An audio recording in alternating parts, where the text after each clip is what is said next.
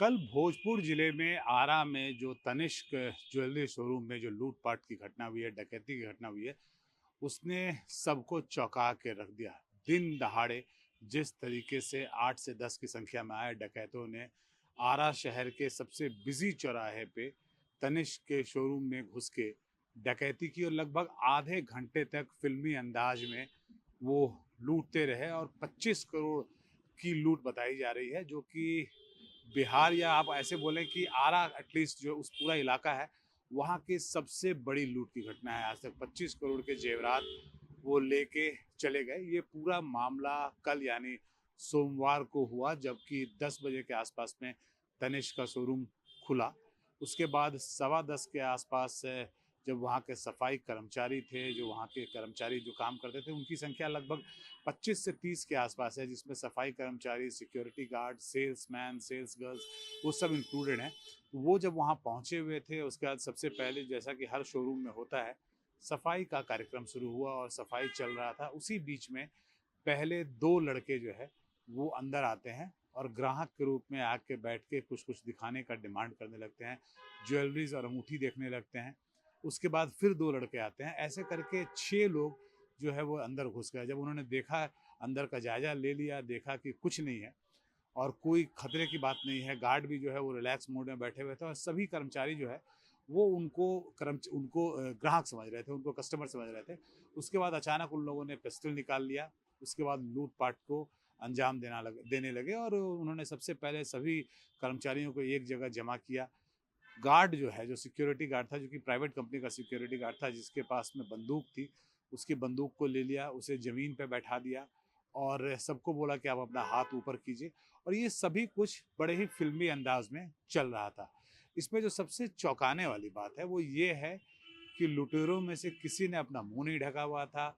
सबको ये पता था, बखूबी पता था कि इतने बड़े शोरूम में सीसीटीवी लगे रहते हैं, चारों तरफ सीसीटीवी कैमरे दिख रहे थे और उनको ये भी पूरा अंदाज़ था कि सीसीटीवी में उनका इनकी जो सारी करतूत है वो कैद हो रही है, उनके चेहरे भी आ रहे होंगे। उसके बाद भी वो उन्होंने ना कभी चेहरा छुपाने का कोशिश किया, ना चेहरे को ढकने की कोशिश की और वो बाकायदा लूट को अंजाम देते रहे। लगभग आधे घंटे तक वो लोगों को धमकाते रहे, उसके अंदर जो कर्मचारी थे उनको धमकाते रहे, यहाँ तक कि उनके पर्स ले लिए, उनकी घड़ियों को खुलवा लिया और वो सब लेके जब पूरा का पूरा शोरूम लगभग साफ कर दिया, जिसकी कुल जो अनुमानित राशि है जो बताई जा रही है, जो तनिष्क के जो अधिकारी हैं उन्होंने बताया और जो शोरूम के मैनेजर है कि लगभग 25 करोड़ के आसपास के जेवरात थे। उसको लेके बैग में डाल के और बड़े आराम से पैदल वो पहले यहाँ से निकले। वहाँ से निकल के पैदल और जैसा वो बता रहे हैं कर्मचारी कि बाहर में बाइक उन्होंने खड़ा किया हुआ था, उस शोरूम से थोड़ी दूर पे बाइक खड़ा किया हुआ था और वहाँ पे भी 4 लोग थे। तो 8 लोग थे वो शोरूम में आए थे और 4 बाहर थे, तो कुल मिला के इनकी संख्या 14 आप मान सकते हैं। उसके बाद ये वहाँ से बाइक पर बैठ के निकल गए। इस बीच में एक महिला कर्मचारी जो है, उन्होंने कोशिश की, सिमरन नाम है उनका, उन्होंने वो किसी तरीके से वहाँ से खिसक गई। जैसे ही वो अंदर घुसे और उसने खतरे को भाँप लिया था, उसने फ़ोन लगा के 112 नंबर यानी पुलिस को खबर करने की कोशिश की। बाद में उन्होंने बताया मीडिया से बातचीत के क्रम में कि मैंने कम से कम 25 बार फ़ोन लगाया, 25 बार के आस-पास डायल किया और 112 में कोई रिस्पॉन्स नहीं आया। एक बार फ़ोन उठाया भी गया, तो उन्होंने कहा कि पुलिस जो है वो जा रही है, आप चिंता मत कीजिए और पुलिस पूरी घटना को ख़त्म होने के बाद आधे घंटे बाद, जब पूरे आधे घंटे तक वो डकैती करते रहे, उसके भी 20 मिनट के बाद पुलिस वहाँ पे पहुँची है। मतलब 40 मिनट लगा पुलिस को वहाँ पहुँचने में। तो ये 112 नंबर जो है, जो कि त्वरित सेवा मानी जाती है, उस पे भी एक बड़ा सवालिया निशान खड़ा करता है। भोजपुर पुलिस के जो तत्परता है, उसके ऊपर भी एक सवालिया निशान खड़ा करता है। लेकिन इस घटना के बाद जो भोजपुर पुलिस ने किया, वो काबिल-ए-तारीफ़ है। भोजपुर पुलिस ने लगा इस जैसे ही ये घट सूचना मिली, जो वहाँ के एसपी हैं मिस्टर राजू, वो वहाँ पर मौके पे पहुँच गए और उसके बाद उन लोगों ने पूरे इलाके में अलर्ट कर दिया। उन्होंने मोटरसाइकिल का हुलिया जो है वायरलेस किया और न केवल भोजपुर ज़िले के हर थाने को अलर्ट किया गया, उन्हें बोला गया कि आप अपने-अपने जगह पे नाके लगाइए और मोटरसाइकिल सवार लोगों को सर्च करना की शुरुआत कीजिए। बल्कि आस-पास के जो ज़िले हैं, रोहतास हो, बक्सर हो, उन सब जगहों पे भी उन्होंने नाका लगवा दिया और एक तरह से गहन जो है वो जांच जो है वो शुरू कर दी, जो रोड पे नाके लगा के लोगों की फ्रिस्किंग शुरू कर दी, गाड़ियों की जांच शुरू कर दी।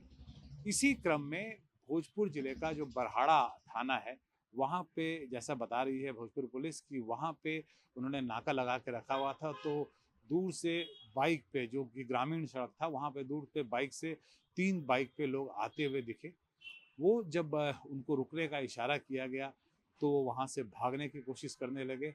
उस क्रम में एक बाइक पर जो सवार व्यक्ति था उसने पुलिस पे गोली चला दी और पुलिस ने भी जवाबी फायरिंग की, जिसमें 2 अपराधी जो उस बाइक पर सवार थे दोनों को गोली लगी।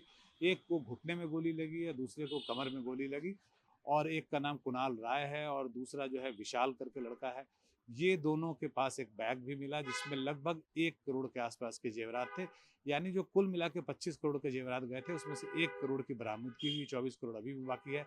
पुलिस ने उनको अरेस्ट कर लिया, उनको हिरासत में ले लिया और उसी क्रम में जो बाकी 2 बाइक सवार थे जिसपे 4 लोग सवार थे, वो वहाँ से भागने में सफल हुए। उन्हें लेके आरा के अस्पताल में गया गया जहाँ अभी उनका इलाज चल रहा है। उन्होंने पूरी जानकारी दे दी कि इसमें कौन-कौन लोग शामिल थे, उनके नाम, उनके पते, उनके घर का पता, सारी जानकारी पुलिस को दे दी गई है और भोजपुर पुलिस अब बोल रही है कि अब ये जस्ट थोड़े समय की बात है, हम सबको गिरफ्तार कर लेंगे क्योंकि सभी लोगों की पुख्ता जानकारी हमारे पास आ गई है।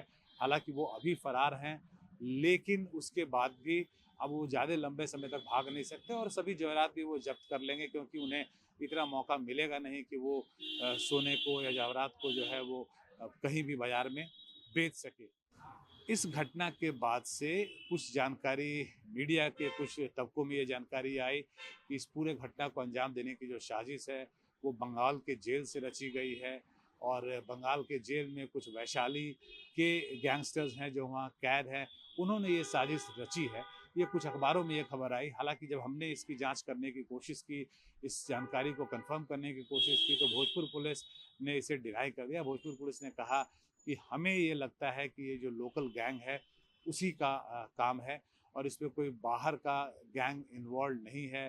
कोई बंगाल जेल की बात जो है वो अभी तक फ़िलहाल नहीं आ रही है, लेकिन कुल मिला के उनका ये कहना है कि हम इस पे जांच करेंगे और जांच करके उसके बाद आपको कंफर्म करेंगे।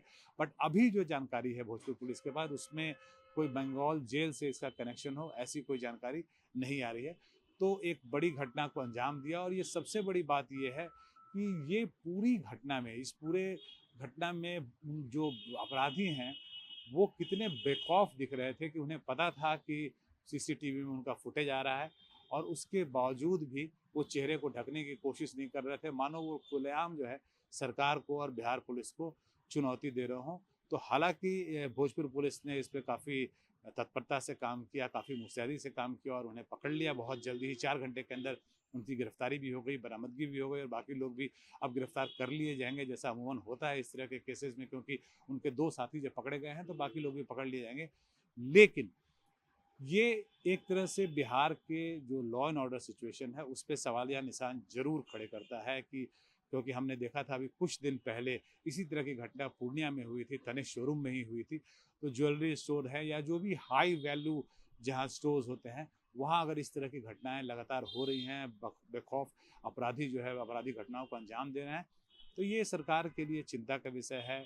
पुलिस का जो जो एक खौफ होना चाहिए, जो एक हनक होनी चाहिए, वो नहीं है और इसी कारण से अपराधी जो है वो बेखौफ खुलेआम घूमकर इस तरह की आपराधिक घटनाओं को अंजाम दे रहे हैं। पटना से प्रभाकर कुमार, एनडीटीवी।